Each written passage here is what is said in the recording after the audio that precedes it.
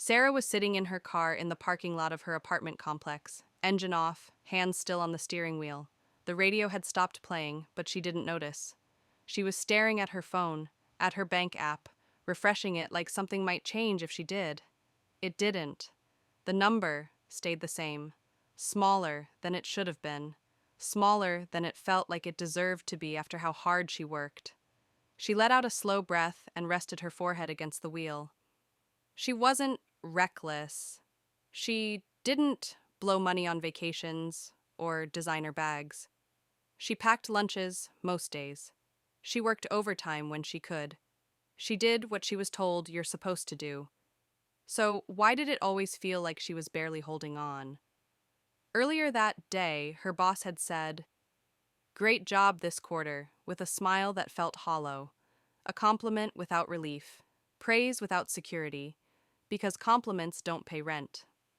When Sarah finally went inside, she kicked off her shoes and dropped her bag by the door.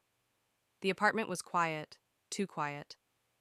She walked straight to the kitchen counter where the mail sat in a messy pile. She already knew what was in it, but she flipped through it anyway. Electric bill, credit card statement, medical bill she didn't remember agreeing to. She stacked them neatly, like being organized might somehow make them smaller. She opened the credit card statement first. The balance made her chest tighten. She remembered every swipe. Groceries when money was tight, gas when payday was still days away. That one emergency car repair she didn't have savings for. She had told herself she'd pay it off soon. She always did. But the interest kept growing. Quietly, relentlessly, like something breathing behind her shoulder. Sarah didn't know how interest worked. Not really. She thought paying the minimum meant she was being responsible. No one had ever told her that the minimum was designed to keep her there. She moved on to the electric bill, higher than last month. Again. She frowned and thought, "I'll just be more careful next time." She said that every month. What she didn't know was that prices rise even when you're careful. That inflation doesn't care how hard you try. That your effort doesn't stop your money from losing value.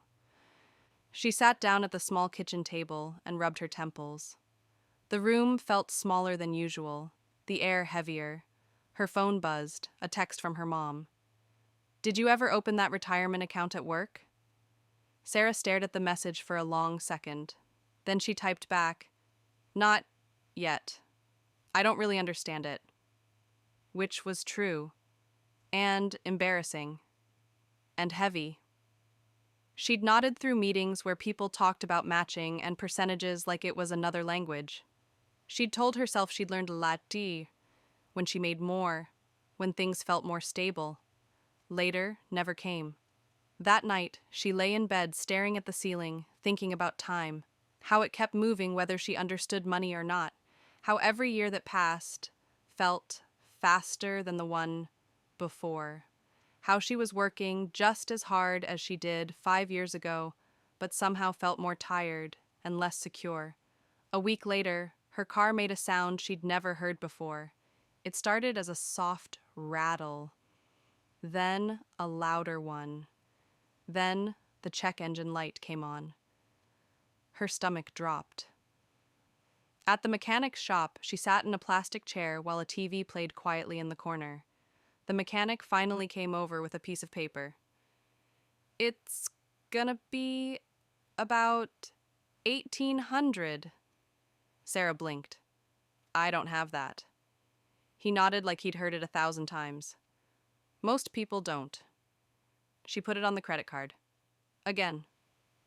That night, she cried in the shower so the neighbors wouldn't hear. Not because of the car, but because she felt stupid. Like everyone else had gotten a rulebook she missed. She blamed herself for not saving enough, for not knowing more, for not being better with money. What she didn't know was that she'd never been taught how money actually worked. No one explained taxes, or why her paycheck was smaller than the number she agreed to. No one explained how banks made money off her deposits, or how debt compounds, or why time mattered more than effort when it came to building security. Months later, the email came. Company restructuring. She read it 3 times before it sank in. Her position was being eliminated. She sat frozen at her desk while the office buzzed around her. Conversations continued. Coffee machines hummed. Life went on. But hers felt like it had just tilted sideways. Her severance was small. Her savings were smaller. Her credit cards were nearly maxed. That night, she packed up her work laptop and placed it carefully by the door, like setting down something fragile. She sat on the couch and stared at the wall. Not because she was careless, because she didn't know how to build protection, emergency savings, skills that travel, income that doesn't depend on one paycheck. Her credit score made things harder. She didn't know how important it was until she needed it. Higher interest rates, fewer options, more stress. That number followed her quietly, shaped by choices she didn't realize mattered. What she could have done instead was protect her credit like it was part of her reputation. Pay on time. Use less of what she was allowed. Keep things boring and steady. Investing came into her life late, too late to feel easy. She thought investing was risky, complicated for rich people. What she didn't know was that investing is really about time. Small amounts, long periods, patience. Time was the one thing she couldn't get back. If she had started earlier, even with very little, the outcome would have been different. Not because she was smarter, because time does the heavy lifting. And that's when she finally understood value. Value isn't price, it's what something gives you back over time. Money, skills, knowledge, even jobs. She had traded years of her life for paychecks without learning how those paychecks worked. That was the real cost, not the bills, not the debt, the time. Sarah didn't lose because she was bad with money. She lost because she didn't understand the rules of the game she was playing. And once she finally did, the regret wasn't loud. It was quiet. It sounded like this. I wish someone had explained this sooner. Money isn't about being perfect or having it all figured out. It's about understanding what's happening so you can stop blaming yourself for things that were never explained. Start small. Learn one thing at a time. Pay attention to where your money goes before it leaves your hands. Protect your credit like it matters, because it does. Don't let interest chase you. Use it when you can. Avoid it when you can't. Remember that prices rising isn't a personal failure. And most importantly, don't wait to feel ready to learn. Time is the one thing money can't replace. You don't need to catch up to anyone else. You just need to start where you are. And I promise, understanding this stuff changes how heavy life feels. I'm Rose, a certified public accountant, and I spend too much time learning about money, so you don't have to. Please subscribe for videos like this, and I'll see you in the next one.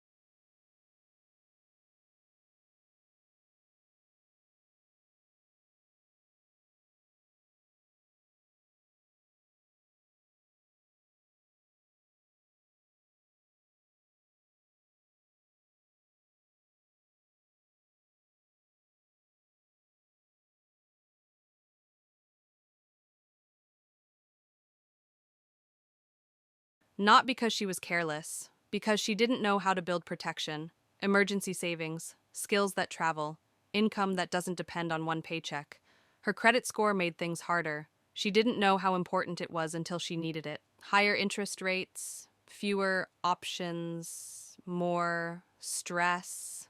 That number followed her quietly, shaped by choices she didn't realize mattered.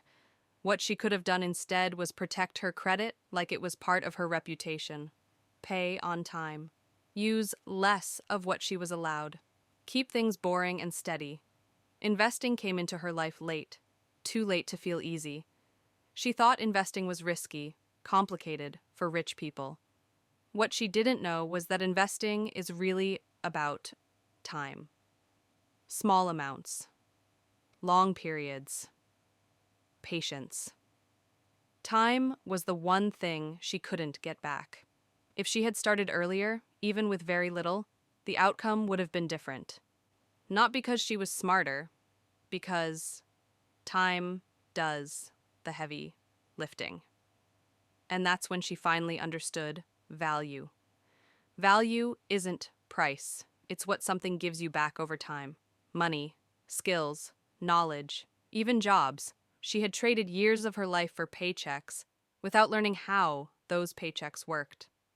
That was the real cost, not the bills, not the debt, the time. Sarah didn't lose because she was bad with money. She lost because she didn't understand the rules of the game she was playing. And once she finally did, the regret wasn't loud. It was quiet. It sounded like this. I wish someone had explained this sooner. Money isn't about being perfect or having it all figured out. It's about understanding what's happening so you can stop blaming yourself for things that were never explained. Start small. Learn one thing at a time. Pay attention to where your money goes before it leaves your hands. Protect your credit like it matters, because it does. Don't let interest chase you. Use it when you can. Avoid it when you can't. Remember that prices rising isn't a personal failure. And most importantly, don't wait to feel ready to learn. Time is the one thing money can't replace. You don't need to catch up to anyone else. You just need to start where you are. And I promise, understanding this stuff changes how heavy life feels. I'm Rose, a certified public accountant, and I spend too much time learning about money, so you don't have to. Please subscribe for videos like this, and I'll see you in the next one.